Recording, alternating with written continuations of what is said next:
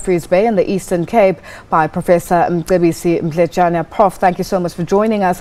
Now, what do you make of President Jacob Zuma's State of Capture Commission inquiry announcement? Well, it's not really a surprise. It's not really a surprise because as ANC members had made a similar demand long before the ANC NASREC conference, and that demand was affirmed by the conference, saying the president should appoint a commission as soon as possible. So there's been a lot of pressure for him to do that, but we know that he didn't want to because he has appealed the decision about a week or so ago. So the fact that he has done it now, that he's been under pressure, is not something he would have done ordinarily. He doesn't want to do it, but he's been forced into doing it. And the reason for that is because obviously he no longer has the backing of the ANC. Most people, I think, are supportive of the new ANC president, also because conference has taken that decision. So he doesn't want to antagonize this new ANC because his fate depends on it. And this might be his attempt to give the impression that he will not resist the ANC, he will work with them in an attempt to buy himself some time to stay as president. Now, Prof, let's speak about the commission head, the Deputy Chief Justice Raymond Zondo. What's your take on the choice for the commission head?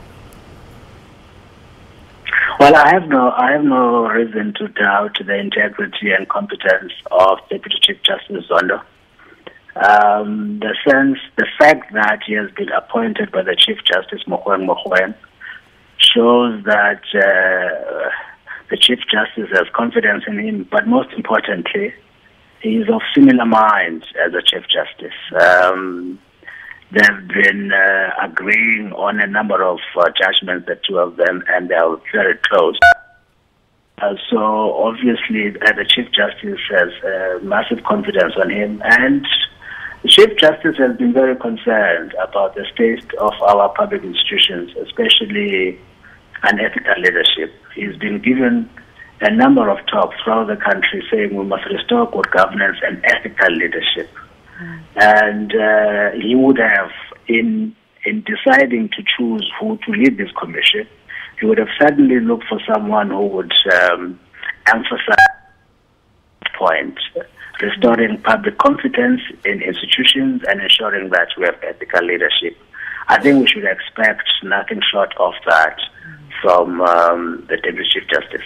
Now, Prof, very quickly, how long do you think, in terms of the commission, there has been a time frame that has been stipulated that the commission should be finalized and gone through the processes of the inquiry, the investigation, should sit for not more than 180 days. Do you think this is sufficient enough for the commission to be able to go through all the different processes and stages to ensure that this report is finalized and a decision is made going forward?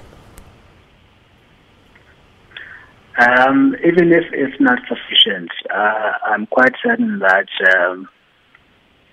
they can request for extension of time because this is very critical. I don't think we should worry about the 130 days limit.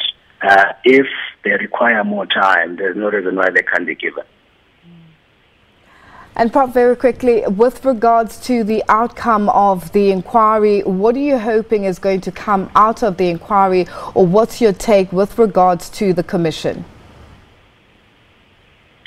It's going to be an earth-shattering commission, I think. There's going to be a lot of detail coming out of it, and most likely it will be televised.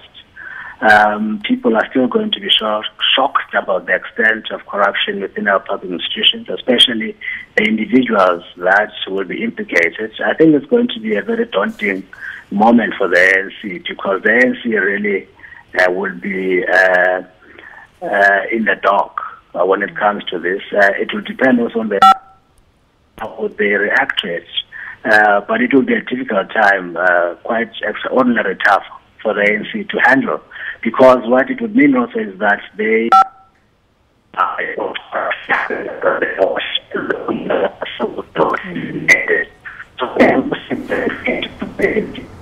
Unfortunately, we seem to have lost Professor Mcebisi Mdletyana, whose line has just gone bad there, but he was just reacting or giving reaction to President Jacob Zuma's announcement of a commission of inquiry into state capture. Now, moving on.